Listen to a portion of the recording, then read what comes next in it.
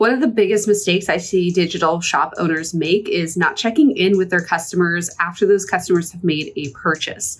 And why is this such a big mistake? Well, stick around because today we're going to be talking all about why customer feedback and reviews are a great thing for your online store, especially if you want to continue to see that sustained growth that you're looking for. Hello, everyone. Welcome back. I'm Christina Scalera, and I help you sell digital commerce, aka d-commerce, which is digital products sold through an online storefront. Your customers are your greatest asset, and not just because they're buying from you, but because of the feedback and the reviews that they're able to offer for your online store. So if you want to continue to grow, stop looking for solutions outside of you and your shop, aka marketing, sales, etc. Start looking at the customers who have already purchased from you and finding out what they liked and what they didn't like about their experience shopping in your store. When I started my online shop, I did not put that much stock into what my customers were saying because I didn't know I needed to.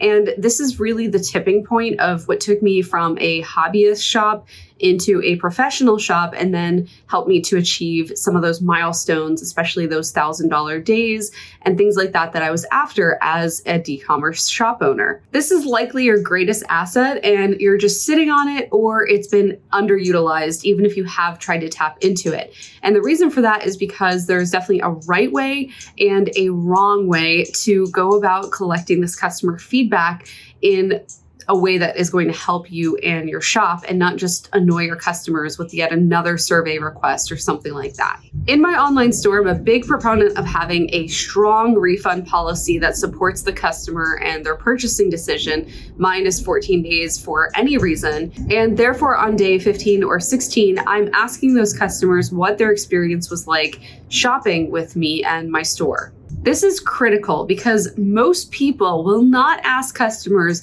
what their experience was like, and therefore the customers that are really mad about something are going to find a way to vent about it and get it out there on the internet, which is what we don't want.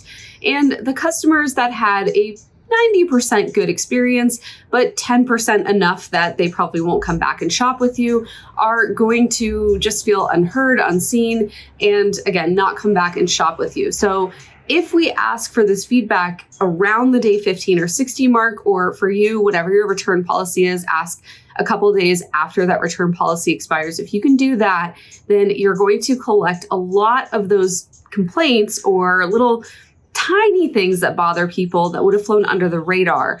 And that's important because those are things that are going to stop future purchasers from buying from you. And they're also tiny little things that are going to potentially be refund requests from someone who's a little bit more sensitive than the customer that you currently got who just was annoyed with it but didn't want to ask for a refund. We have a really good response rate, and part of that is because we make sure that we do a couple things when we ask our customers for this feedback. First, it's sent in an email that doesn't look like a marketing email. So most marketing emails will have, your logo at the top, some sort of supporting information, follow some kind of structure, and then at the bottom have the usual footer with the unsubscribe, et cetera, et cetera.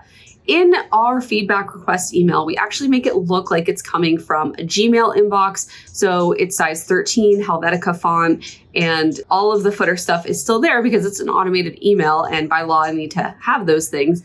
But we just scoot it way down the page and have a quick dear name and then a quick little request to ask them for their feedback with a link to do so. So it looks like a personal email sent from me, but really it's this automated part of our onboarding sequence for our customers. It really helps to have a good feedback response though, because it looks like it's a little bit more homegrown, a little more authentic than just a cold automated email, which, as you guys are finding out now, it totally is, because I don't have time to sit there and write everybody a personal email that goes out perfectly on time every single time. And therefore I'm not going to, but I do want to make it feel like it's a little bit more personal, like it's coming from my own inbox.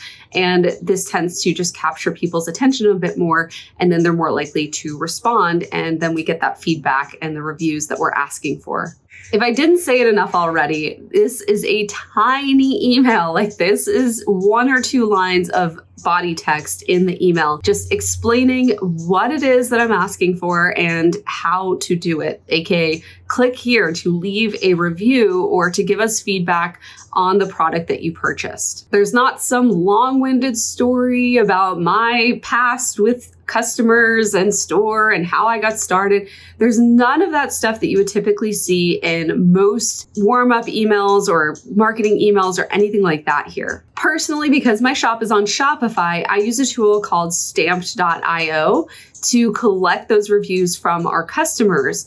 And those go onto the product description page of what the customer has purchased. So if they bought a specific thing from my online store, on that product description page, it's going to collect their review and then share it out with other future purchasers who are also looking at that product. I like using an app like this because it just makes it really streamlined. It plugs right into my product description pages, and it makes it a little bit more fun because the user interface, that design experience, is a little bit more tactile. For example, they have to click 1 through 5 stars and it lights up, and that gives us all a dopamine response when we do it. So it just makes the process of leaving a review on their product a little bit more fun and engaging for the customer. Alternatively, throughout the onboarding process, but particularly in this one email that I'm talking about, I'm asking those customers to give me their feedback. So was there anything at all that we could have improved in the process of them using and purchasing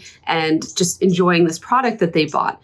And typically I will get a couple of these responses back every single month, and I make it really easy for them to give me that feedback, typically through just saying hit reply and tell me what it is that we could have done differently to make this a better experience for you. And again, these are very small things that most people would not have found time to write in about, but because I am preemptively asking them about it in an email, making it really easy, just hit reply, give me your answer right here. It makes it so simple and quick for them to just shoot me a quick line of text to tell me what it is that we could be making better for the next person who comes along and buys from us.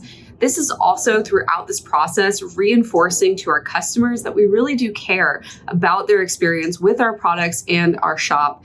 And that just makes it more likely that they're going to tell their friends about us, tell everybody what great customer service we have, and also shout out to the world that we actually do care about them as purchasers and that we're not just there to make some money off of them. In the beginning of your shop, this is all the more important because it's really going to help you to address your customers' pain points based on what kind of feedback and reviews that you're seeing. You may even decide to create some new variations or some new products because of what your customers are telling you. And that's even better for you because it means that every single time you receive a piece of feedback or someone's review and you can read through and see what it is that they liked or didn't about your products, you can continue to create those products that are more aligned with the audience that you are trying to serve. All of this is going to create a really nice cycle of people that are raving fans of your shop, not just shopping there, but actually fans.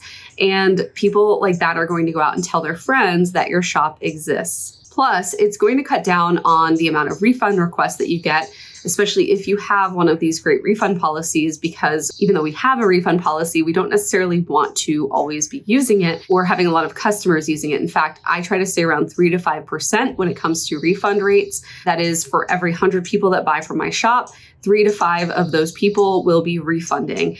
And that range is really the sweet spot for me because it lets me know that I'm reaching a big enough audience that the products are getting out in front of people that aren't quite the best fit, but also I'm not reaching such a bad audience, like not totally aligned with the product, that I have a ton of refund requests. So 3 to 5% is really the sweet spot there. If I find that my refund requests are creeping up to 6, 7, even 8%, that just tells me that I'm doing some kind of marketing that isn't aligned with the product.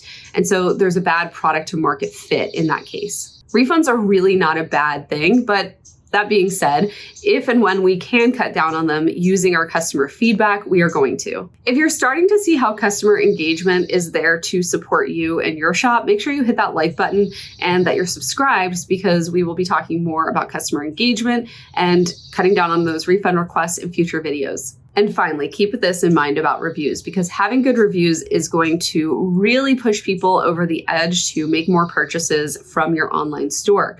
So if you see your e-commerce conversion rates below 1%, then it probably means that people are coming to your shop, seeing something that they like, but they're leaving because they didn't quite get what they were looking for as far as confirmation that this was a good purchase for them. And if you are able to start having some reviews on the products that they're looking at, you'll start to see those conversion rates bump up to 1, 2, even 3%. And that's a really good place to be for digital products. I know physical products will have a higher conversion rate in their e-commerce stores, but we're talking about e-commerce here. And so if you can get your conversion rate in that range, that's a really good thing, because it means that the more people that you put your shop out in front of, the more of those people are going to say yes to making a purchase, which it's the same amount of energy and effort to get it in front of 100 or 1,000 people. So you may as well collect more people on the back end who are actually buying from you with that same effort that you're putting out up front. I have definitely found that having reviews on your product, more reviews, better reviews, those lengthier, juicier ones that go into the details of what they liked about working with your products and using them, those are the types of reviews that really push people over the edge and decide to buy from you. And that's ultimately what we want, is to have these passive sales, and having good reviews on your products is just one more sales tool that you can keep in your back pocket to make the sales process more automated than you would otherwise have to do by convincing people to buy your products through other more active means. Your customer feedback and reviews are the one step you do not want to miss once your shop is up and running, to make sure that you're collecting all the credibility and all the trust that you can possibly have for your shop and your products. We all know that if you're able to create that credibility and that feeling of trust and goodwill with your customers, that is going to lead to even more sales in a more passive way, and that's what we all are after. But what else can you be doing to sell more passively in your e-commerce shop? Well, there's a video that just popped up on your screen. You'll want to go there and check out that next video, because that's exactly what I cover there. In that video, I share 4 tips with you all about how to explode your digital product sales. So I will see you over there. Bye, everyone.